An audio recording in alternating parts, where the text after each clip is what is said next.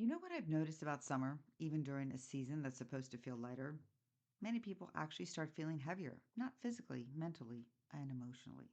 The schedules change, the routines shift, people are traveling, but of course, kids are home, camp lists start piling up, projects are half started, the home feels busier, and somehow the pressure quietly starts building. The pressure to what? Well, the pressure to keep up, stay organized, make those memories. You gotta be productive, but yet you have to enjoy the summer.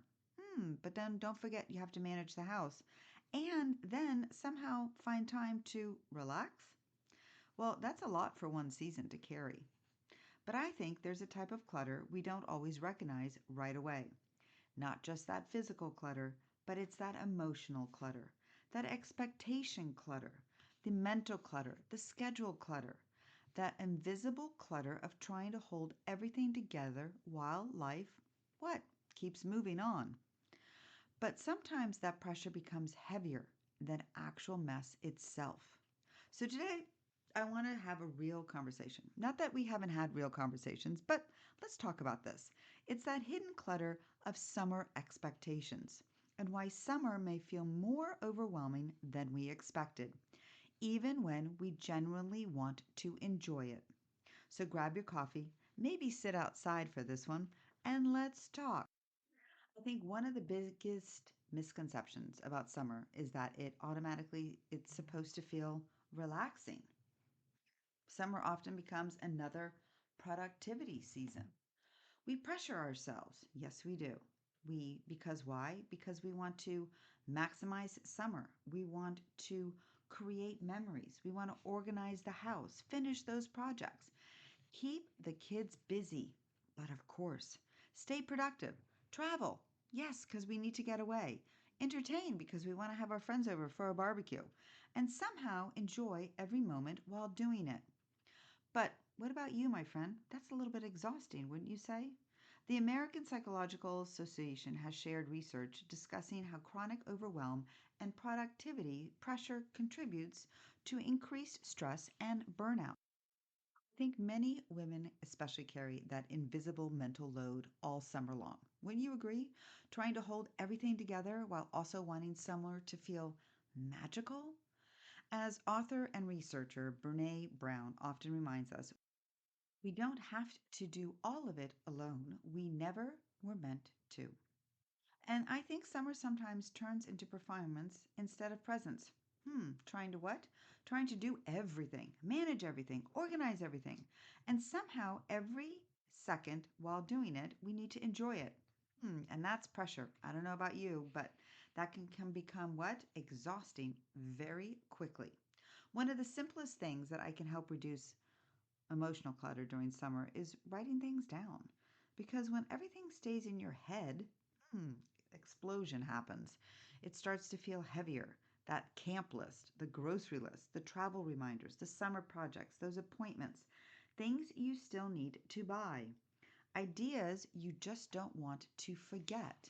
And suddenly your brain starts what? Trying to hold everything together, everything all at once, all at the same time.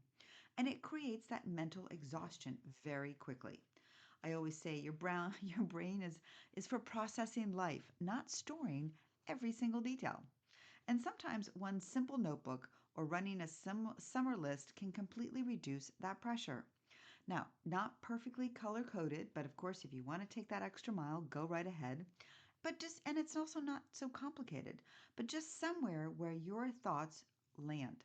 That's it. Do like that brain dump, right? Maybe it's on a pad of paper in your kitchen counter.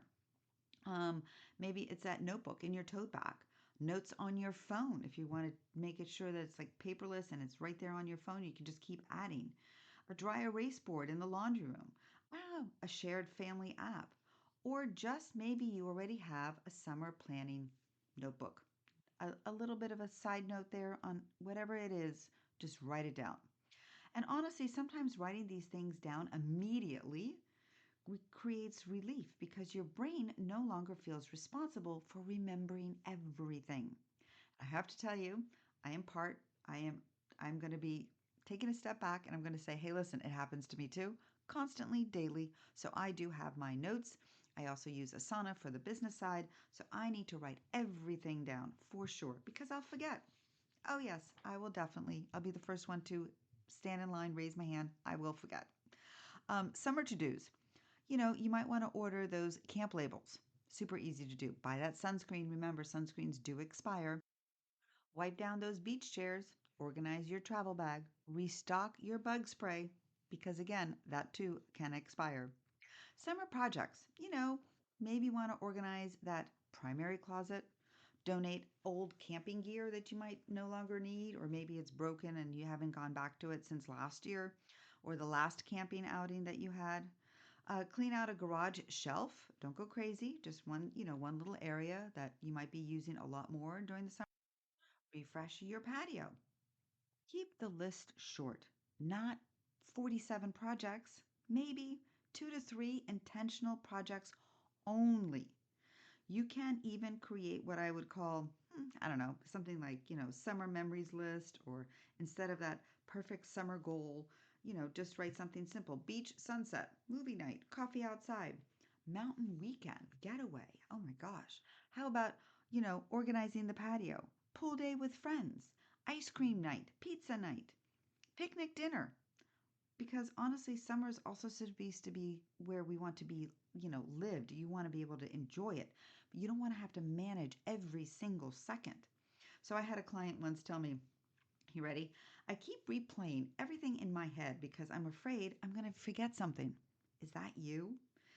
But she says, once we created that one simple running summer notebook, for her, it was those camp reminders: when to pick up, when to drop off, who's going where, the travel plans so that, camp and travel, they don't collide. Grocery needs, because summer does have that special extra grocery list for some odd reason. Making those appointments. Summer projects. She said she felt immediately mentally lighter, not because the tasks disappeared, because they still needed to get done, but because the mental pressure, it softened. And that's organizing too. As James Clear says, every action you take is a vote for the type of person you wish to become. Tiny organizing steps matter more than people realize. Because why? Labeling that one bag, clearing that one counter, writing down one thing on the list. Maybe you're unpacking that suitcase. Reduces more emotional clutter than tackling an entire room, which can be and can feel, and sometimes it is, a little bit overwhelming. Small steps really do matter. So, capturing summer memories without letting them stay hidden on your phone. And what do I mean by that? I don't know about you, but I take a lot more pictures during the summer months. It's those weekend trips, it's those beach days, it's the camp drop offs, pool afternoons, road trips, the 4th of July gatherings, and even just those small, ordinary summer moments. Most of those photos stay buried on your phones forever. And you're probably like grinning and be like, yep, that is so me. I do think organizing memories matter as well. Okay, not perfectly, not like scrapbook perfect, but just intentionally capturing the season that you're living in. So maybe after that short weekend getaway, that beach day, family road trip, maybe even you did a longer vacation. Just hear me out on this one. Create just one simple album on your phone immediately. You can title it whatever you want: Summer 2026, Beach Weekend, Mountain Trip, Girls Weekend, July 4th Weekend. When these photos stay mixed into the thousands of camera pictures, I'm telling you, we rarely go back, right? And enjoy them because it's all mishmashed. And then you do the screenshots and then you just add it and then you just lose track of everything. So I always say, ready? Small systems create less overwhelm later. So even if you're taking that 5 minutes right after your trip, take your 5 photos, delete the duplicates, and place them in an album right there, right then and there. It makes such a difference. Those little systems help preserve the memories too. And if you really want to take it a step farther, at the end of summer, you can easily turn those albums into simple photo books. So you can use, services like Shutterfly, make it really easy to create those summer memory books directly from your phone. I do it all the time. It's amazing. You don't need to make them elaborate. Just one simple printed photo book at the end of the summer becomes something meaningful years later. Because I know my girls love to see them. If you have an Apple computer or your iPhone, those photo apps also allow you to organize the albums, create memory slides, favorite images, and easily sort the trips and events together. That little bit of organizing now makes memories so much easier to revisit later. So now you can even, I'm going to actually even mention some apps for you like Apple Photo Memories, Google Photos, Mixbook, or Chatbooks for, easier memory organizations and automatic albums. That's what we want. We want to make this easy. So wherever you have your photos, just dump it, create that album, and then let these services actually create the book for you. Super easy. Because honestly, think about it. Summer moves really quickly, and sometimes the memories we think we'll never forget slowly disappear into thousands of other photos on your phone. And organizing memories is also a form of caring for your life. Not perfectly, but intentionally. And we can also talk about unfinished projects for a minute, because summer has this way of making us believe this is finally the time I'm going to organize everything like the garage, the closets, the storage bins, the home office, the pantry. And suddenly, instead of feeling relaxed, your house feels filled with those half finished projects and emotional overwhelm. Not every unfinished space means failure, my friend. The summer, I intentionally told myself I was choosing fewer projects, maybe two or three intentional areas, and that's it. Not overhauling the entire house, but again, if that's something that you want to do and you have the time to do it, but I'm saying try not to reinvent everything. Before we continue with today's episode, I want to quickly share a tool I personally use in my business and truly love, Flowdesk. If you receive my weekly emails or newsletters, then you've already seen Flowdesk in action. It's the email marketing platform I use to stay connected with my community and share podcast episodes, organizing tips, and updates. Flowdesk has definitely been one of those tools that has been the biggest impact on my marketing, and I can't wait for you to check it out. So, if you've been thinking about starting a newsletter or growing your email list, grab my referral link in the show notes, which gives you 25% off your first year with Flowdesk. Now back to today's episode. And honestly, that's how it makes it feel a little bit more lighter, also mentally, because I think many of us are confused. They confuse constant productivity with progress. But maintenance is progress too. And honestly, sometimes choosing not to overload yourself is one of the healthiest systems you can create. There's a reminder from author Jonica that productivity without purpose can still leave us overwhelmed. And not every season requires reinvention. Sometimes maintaining systems, slowing down, finishing one project, or simply supporting the season you're in is enough. And speaking of summer overwhelm, can we please talk about the camp season for just 1 minute? Okay, now that my girls are older, but I do have to tell you, I've been there. I was there, but the camp packing alone can feel like a full-time project sometimes. It's those lists, the labels, the toiletries, the towels, the bedding, the duffel bags, the last minute Target runs. And even if the camps are like the day camps locally, you still have to take care of that list, making sure there's the pickup and the drop offs. And if it's a swim camp here for us here, that's what my girls used to do with the arts and crafts or whatever it was, making sure that we had everything done. You want to make sure that when you send them off to camp, where everything is done for them, right? It's not just about the organizing, it's also about the emotional side too, because camp season also what represents transition, independence, routines are changing, kids are growing up. Yes, they are. And then there's that temporary chaos at the house. That creates emotional clutter too, not just physical clutter. Because I can remember talking to one mom, a single mom actually, who told me she stayed up almost until midnight the night before camp trying to finish laundry, labeling clothes, packing medications, organizing the paperwork, and still get up for work the next morning. I think so many parents silently carry that kind of pressure during summer, trying to create those memories, to stay organized, keep in the house running, work full time, pack for camp, coordinate schedules, and somehow still enjoy summer too. And that's a lot. And honestly, if camp packing feels overwhelming, please note that there are actual companies that now help families with camp preparations because the process has become such a large seasonal task. So some families use services like trunk shipping, labeling, packing coordination, camp supply organization, but especially for those sleepaway camps, there are companies like Mabel's Labels, Label Daddy, Everything Summer Camp. Sometimes support is part of the system too. So, a lot of the sleepaway camps, especially the ones that offer the 1 week, 2 week, 4 week programs, or even the 6 full week summer camp stays, provide, an extensive packing checklist because they know how overwhelming camp prep can feel for families. Some of those camp lists are very long. Sometimes just reading the checklist feels overwhelming before even begin packing, especially when you're balancing work, home life, other kids, travel, and everyday summer schedules too.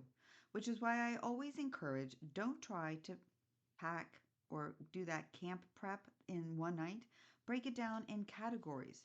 Just saying. Make the clothing one day, labeling another day, the paperwork that might be required separately, because these smaller steps create less emotional overload. That applies to organizing in general too. Small steps reduce emotional clutter too. Nobody talks enough about the unpacking afterwards. The camp bags come home, everything smells like campfire, sunscreen, lake water. Half the clothes are inside and out. The laundry suddenly multiplies overnight, and then the bags sometimes sit there for days, which honestly becomes another version of summer maybe pile. And I think that's where so many people start feeling defeated because now the house feels chaotic again. Temporary chaos during transitions is normal. The goal is not instant perfection. The goal is to gently, we're closing the cycle.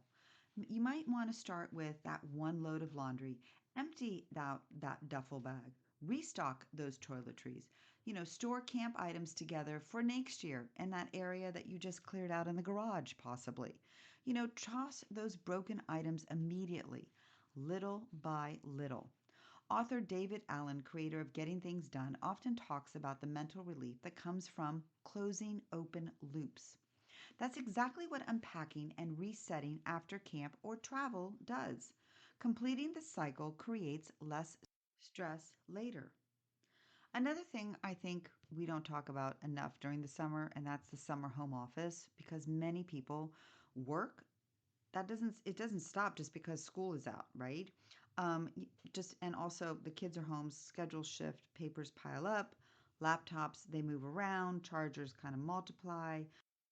Work and home life start blending together, and that can feel mentally exhausting. Gallup has reported that blurred work life boundaries continue contributing to stress and burnout for many professionals, and summer often intensifies that feeling, especially for parents trying to work while managing summer schedules at the same time. I think many people feel guilty in both directions, guilty for working too much, not being productive enough, and not spending enough time with family, and not being able to keep up with the house or making that summer magical moment. And that's emotional clutter, and that's how it builds up quietly, which is why even small home office resets matter during summer, not perfection. And you're like, well, how? How do I do this? Well, start clearing those paper piles, resetting your desk. If you don't do it nightly, try to do it at least weekly, organizing those chargers, creating a visual calm, simplifying your workspace. You might want to try that one inbox tray. Maybe use the app for your notes, making that one charging station. having a basket for those loose papers.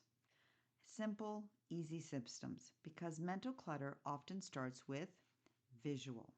The Princeton University Neuroscience Institute has discussed how excess visual clutter competes for our attention, saying, hey, here I am, and can impact our ability to focus. I think many people physically feel that during summer. There's a quote from Eckhart Tolle that says, stress is caused by being here but wanting to be there. I think many people emotionally feel that during summer. Wouldn't you agree? Trying to enjoy summer while always worrying about work, trying to relax while mentally tracking everything that still has to be done, and sometimes the pressure becomes heavier than the actual clutter itself. And why don't we just add that other extra pressure of social media? The ones that share their perfect vacations, their perfect homes, their perfect family moments, those perfect memories. But people rarely show the laundry, the overwhelm, the arguments, yes, those arguments behind closed doors, the exhaustion, the schedules, and the stress behind the scenes. A meaningful summer does not require a perfect one. A lived in home is not a failed home. And sometimes the most meaningful summers happen in homes that are simply being lived in, not perfectly managed. Present over perfect. That may be one of the best reminders for the summer. I had another client recently tell me I thought summer was supposed to feel easier. Hmm. But honestly, I feel a little bit more behind. Are you with me on that one? Are you one of those? Are you feeling that as well? Because you know what? I think so many of us quietly feel that way. So even if you're not going to admit to it, I still think that there's a lot of us that feel that way because summer often removes structure while adding expectations at the same time. And that's exhausting, which is why I think summer may actually require softer routines, fewer expectations, simpler systems, more flexibility, and more grace. And maybe even permission to slow down just a little bit. A slower summer is still a meaningful one. A simpler summer is still a meaningful one. And a lived in home is not a failed home, my friend. So before we wrap up today, I just want to remind you something that's really important. Ready? Not every pile means failure. Not every unfinished project means yet you're behind. And not every season requires reinvention.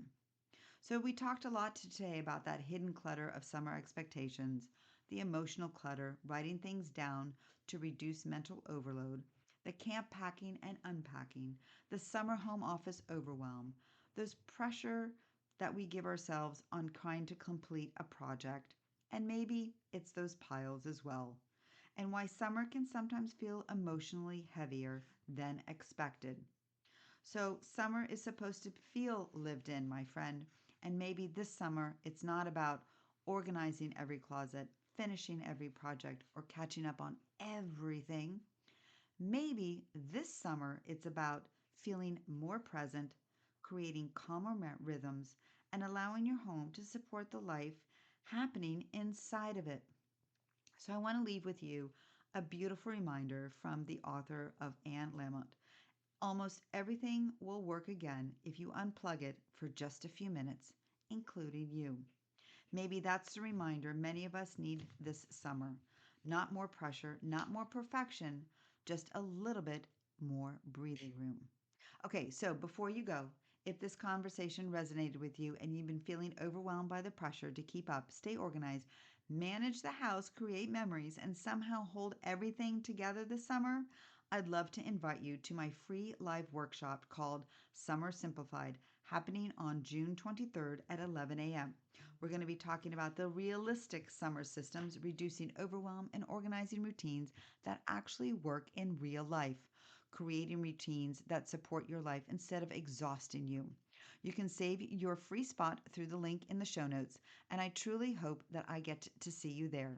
All right, my friend, until next time, remember progress over perfection, systems over pressure, little by little, step by step, recreate homes that support the lives we're actually living.